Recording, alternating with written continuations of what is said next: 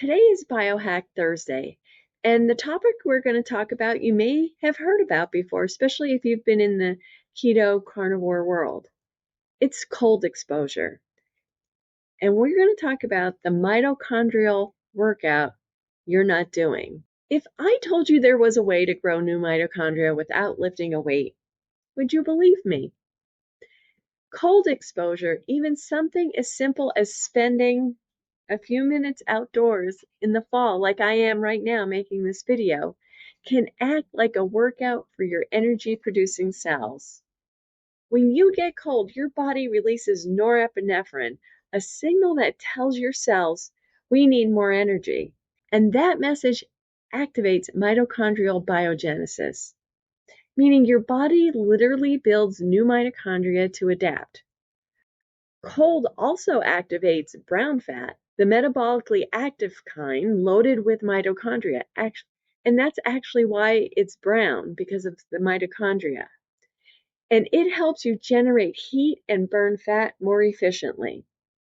Now, I'll be honest with you, I've lost a lot of weight and I'm postmenopausal, so I feel the cold more than I used to. I was a polar bear. I could jump in a cold pool when I was younger.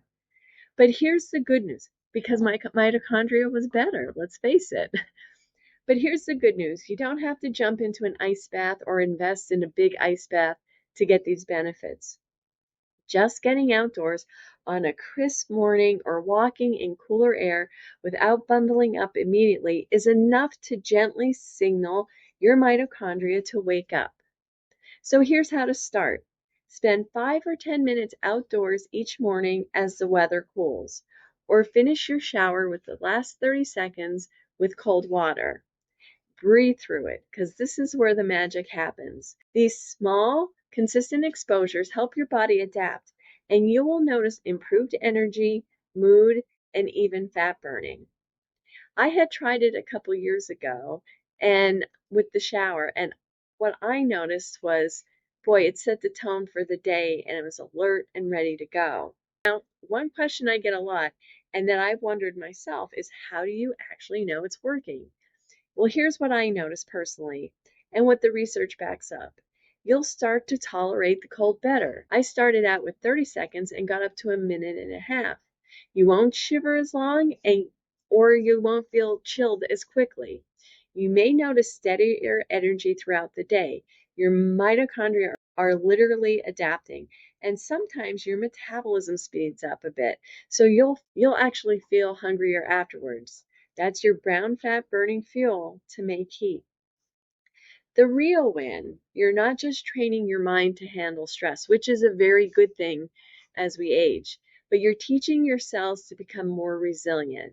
Cold exposure isn't about suffering, it's about building adaptability, and that's what true health is. I'm going to put on my Primal hat. Think about it. Before we had all these modern conveniences, if you had to go to the bathroom, you went to an outhouse, right? Before that, when there were no homes, you were exposed to the elements all the time, the sun, the heat, the cold, right? And your body had to learn how to adapt.